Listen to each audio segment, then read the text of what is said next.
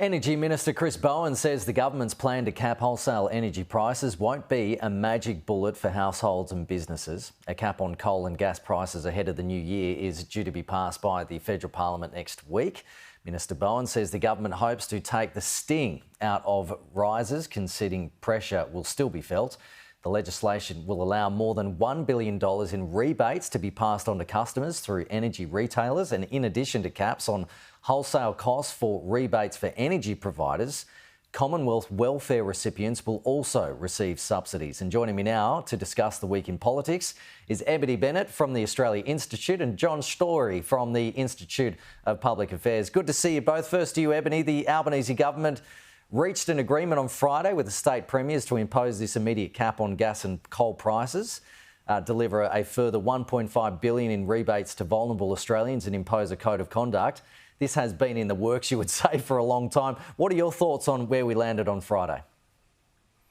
Yeah, well, it's been in the works for a long time because it's quite complicated. The federal government needed the agreements of a lot of state governments to get this plan going as well. And of course, the problem itself is about a decade in the making and really accelerated by Russia's war on Ukraine. But the price caps in themselves as an intervention aren't surprising. They have been flagged for quite some time as the intervention that the government was considering, because one of the things they're concerned about is obviously not adding to inflation in this economy. So that's one of their big concerns there. However, providing such massive subsidies, I guess, essentially to make gas and coal cheaper means people will use it more often, and we're going to have more fossil fuels in our economy, making climate change worse. So on the one hand, this will help consumers in the short term. On the other hand, the government's probably not doing itself any favour trying to reach its emissions reductions targets in the long term. So very complicated, and I think that's why it's taken the government a while to land it. John, Energy Minister Chris Bowen says gas companies have a social responsibility to give Australians a fair price for gas and hose down complaints from mining companies. Your thoughts on the Energy Minister's remarks there? Well, it would be good if prices were lower, and they would be lower if it wasn't for government policies. Australia is a lucky country. We've got abundant resource of natural gas, enough to power every Australian household for many decades, but we refuse to use it. We've got gas projects ready to go right now that are either blocked by government or tied up in red tape. The reality is the current price hikes are a natural consequences of net zero policies. Net zero signals to the market, signals to the world that Australia is not open for investment in our fossil fuel market, and that means that constrains supply and increases prices. Every country around the world that is adopting net zero and similar policies to Australia are experiencing the exact same thing. Record high prices, and they're coming to the same conclusion that the only solution is to turn back on the coal and gas power plants because they're the only thing that keep the lights on. Okay, Ebony, opposition energy spokesperson Ted O'Brien says the energy package will have a disastrous effect on industry and create sovereign risk for Australia. He's saying artificial price caps will scare off foreign investment. Does he have a point, or is that just scaremongering, do you think? Well, it's an interesting point to come from the opposition. The Liberal Party, of course, famously tore up a $90 billion contract for French submarines. I'm not sure what that means for sovereign risk, but nobody considered that a problem at the time. No, look, the reality is Australia has the gas. Foreign companies want to come and invest here. We're a stable democracy. You can't go and get this gas elsewhere. And the reality is that gas companies in Australia are absolutely raking in obscene profits, and it's Australian households that are paying the price and Australian businesses, and it's nothing to do with supply. As John said, we've got heaps of gas. We're one of the world's largest exporters of LNG, but now that we're connected to the world market, that's what's artificially pushing up Australian prices for gas. And of course, Russia's war on Ukraine has just accelerated that dramatically. But let's be clear here, gas companies are not the victims. They are absolutely making out like bandits here.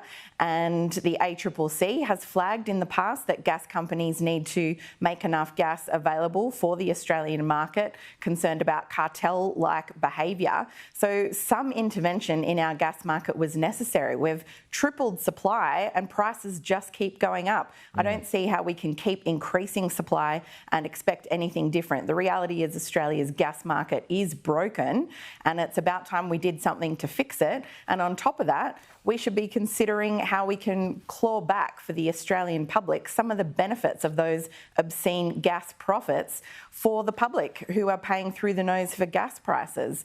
Some kind of a windfall profits tax when gas companies are raking in anything between $26 and $40 billion in windfall profits thanks to Russia's war in Ukraine.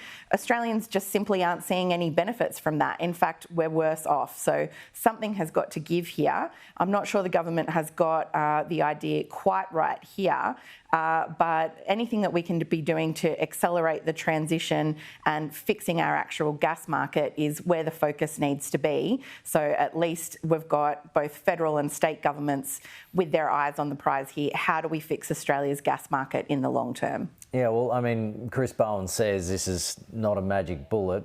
John, the price caps are for 12 months, but despite this plan, it's expected most families in Australia will still see energy price rises, just not as much as feared, from 36% increases to 23% for most Australians. So what are your thoughts on that? Is it worth it, in your opinion?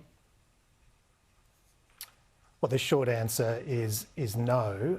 Australia is risking its international reputation.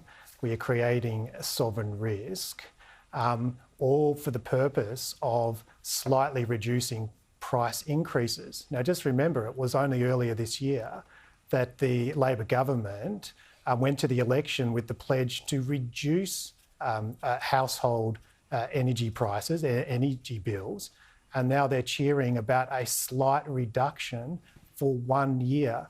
The reality is that Australian households are going to be doing it very tough this summer, whether they should decide to turn their air conditioning on or not, and over the next 12 months, with or without this deal. And that is going to create enormous pressure on the government to keep this going. I think it's wishful thinking to think that it'll be easier to just turn these subsidies off and turn the price caps off after 12 months. And Australia runs a risk of going down the Venezuela path. Venezuela was a resources superpower that became a basket case in a few years because of government interference in their resources and energy markets.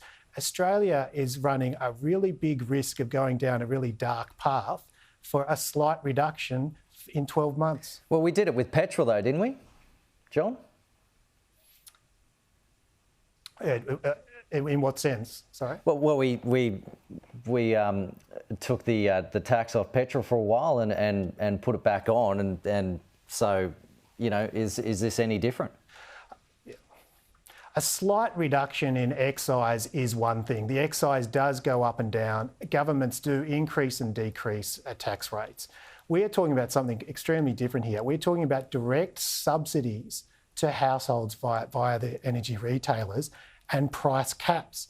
Now, what the history of price caps is that it actually creates long-term increases in price because it reduces investment. And so that will mean that inevitably in a 12 months time, the forecast will be, well, it's going to keep going up and up and up. We have to keep these expensive inflationary price caps and subsidies in place indefinitely. And after 10 years, your economy looks like Venezuela. Okay, well, we've got time for one more. Ebony, there is going to be over $1 billion in subsidies given out, but Treasurer Jim Chalmers says they're doing everything they can not to increase inflation with their policy, and they're saying that, well, this isn't going to add to inflation because it's reducing bills, it's not a cash handout. But, I mean, is it the same, and are they sticking to their word here? Look, I think they are trying to stick to their word as much as possible. It is a really delicate balance here. It's pleasing to see that this assistance is so targeted, but it would be even better to see the government really focusing on fast-tracking people to get off gas and coal in their homes, in social housing, in public housing that the government owns, because ultimately renewables are cheaper than gas and coal. They're the cheapest new form of energy to build. They put downwards pressure on electricity prices, and they're just getting cheaper all the time along with storage. That's the best long-term bet. That's where the rest of the world is going. This is a temporary solution, and it's not going to be a magic bullet, as the government has said. Ultimately, what Australia needs to be doing is investing in electricity generation that's the cheapest, that's going to put the long-term downwards pressure on electricity prices for all Australian households. That's what renewables have been doing in the market for the last decade, but sadly we've had a lost decade where the coalition government really did whatever it could to hamper investment in renewables and had several failed policies aimed at trying to solve the energy trilemma. So now, unfortunately, Labor has fewer options available to it because it's trying to fix a decade of inaction in, a few months, essentially. But inflation is going to be a long-term problem for this Labor government. But I think Jim Chalmers has been very clear about being targeted, about the kind of measures that they're going to look at. So let's hope this doesn't put any additional pressure on the budget. Okay, well, guys, we're out of time. Got to run. Ebony Bennett from the Australia Institute, John Storey from the Institute of Public Affairs. Thanks so much for joining us, and hope you enjoy the rest of your weekend. Thank you. Thank you. Thanks, Kenny.